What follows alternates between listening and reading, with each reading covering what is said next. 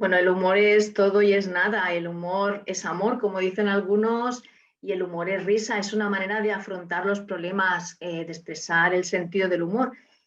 Por eso interesa muy diversas disciplinas, pues por ejemplo a la sociología o a la medicina, la enfermería, la psicología.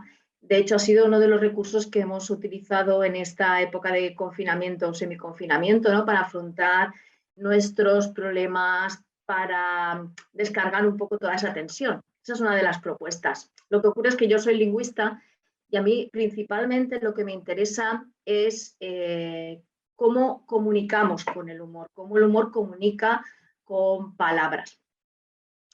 Si yo digo, voy a contarte un chiste, pues tú, el oyente, ya se pone en situación, se pone sobre aviso y eso crea en el oyente una expectativa, es decir, el hablante está creando en el oyente una expectativa de que va a pasar algo y eso que va a pasar está en lo que nosotros llamamos modo humorísticos, es decir, se tiene que interpretar en una clave concreta porque no es algo serio.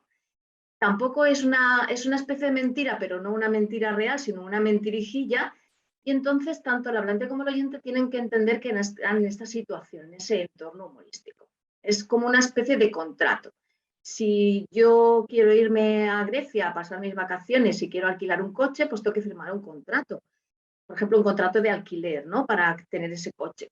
Y con ese contrato, pues me comprometo a devolverlo lleno de gasolina, a que no va a tener rasguños y que si los tuviera, pues pagaría esos rasguños.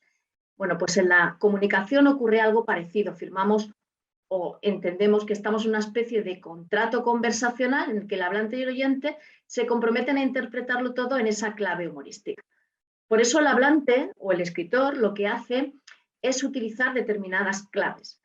En el grupo GRIALE de la Universidad de Alicante que yo dirijo, hemos estudiado desde 2002 esas claves que usa el humor y las hemos llamado marcas e indicadores humorísticos. Por ejemplo, el cómico o la cómica en un monólogo pues emplea todo el lenguaje no verbal facial de la cara, ¿no? Pues arquea las cejas, abre mucho la boca, sonríe, son marcas humorísticas que se emplean.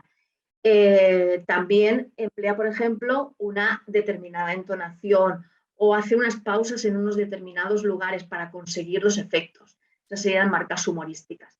También tenemos indicadores, ¿no? Pues son elementos que funcionan en la comunicación general, pero que en el humor tienen un papel importante, fundamental. Pues, por ejemplo, lo que llamamos juegos de palabras.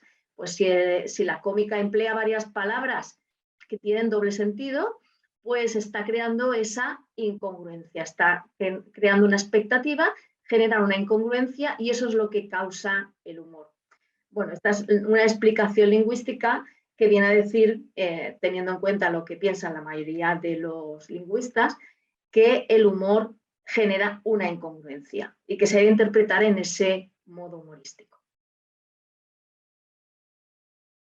Pues yo creo que el humor no tiene límites, los límites los ponen las personas que usan el humor o que se comunican con humor. Se habla de chistes blancos, de chistes inocentes, pero también tenemos chistes de otros colores, ¿no? Pues los chistes verdes, los chistes negros. El límite del humor está en quien recibe el humor. Por eso yo creo que cualquiera puede hacer, por ejemplo, humor negro. El problema está en aquel al que va dirigido el humor, el chiste, el monólogo, el chascarrillo de la conversación, la gracia de la conversación, depende del caso, ¿no?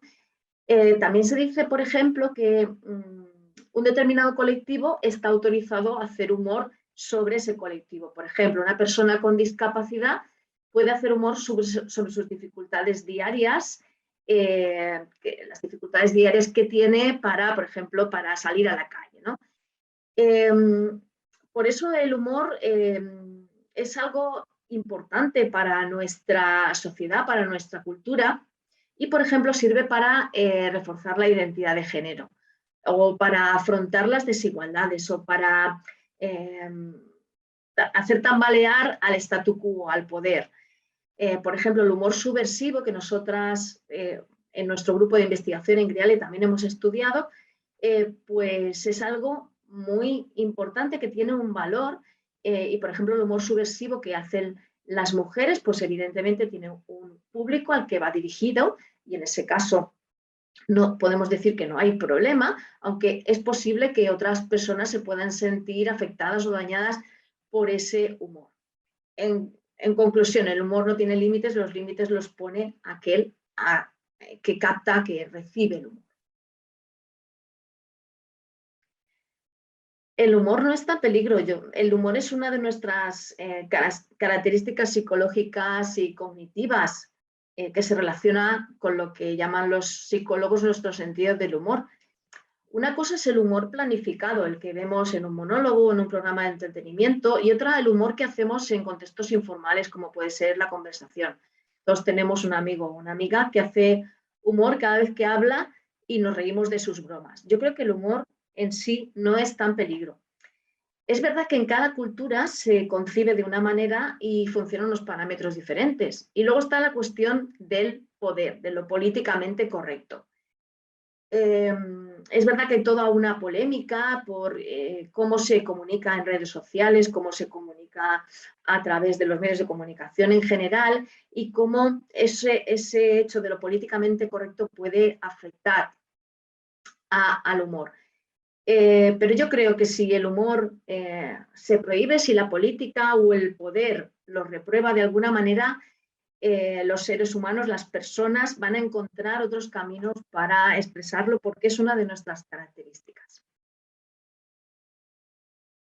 Yo creo que el papel del Instituto Quevedo de las Artes, el Instituto Quevedo del Humor, es fundamental. Además de ser un centro de estudio y de difusión del humor, también promueve diversos cursos, como he visto que ahora, por ejemplo, hay un curso de caricaturista.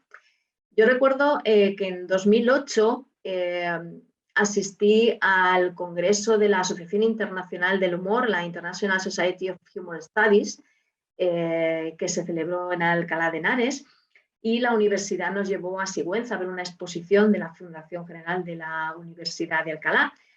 Y bueno, ya vi un poco por dónde iban a ir las cuestiones de lo que luego sería el Instituto Quevedo del Humor.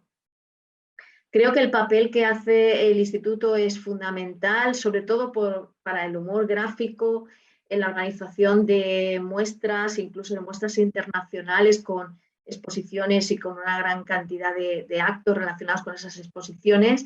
Y también me gustaría destacar que creo que ha sido muy importante la organización de las mesas cuadradas del humor.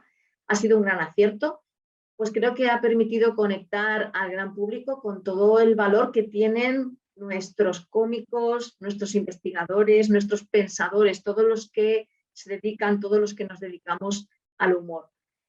Pienso que el Instituto Quevedo del Humor ha sabido reinventarse en los últimos tiempos y eso tiene un gran valor porque se ha adaptado a la sociedad, a la realidad actual. Así que necesitamos un centro de estudio y de difusión como el Instituto Quevedo del Humor.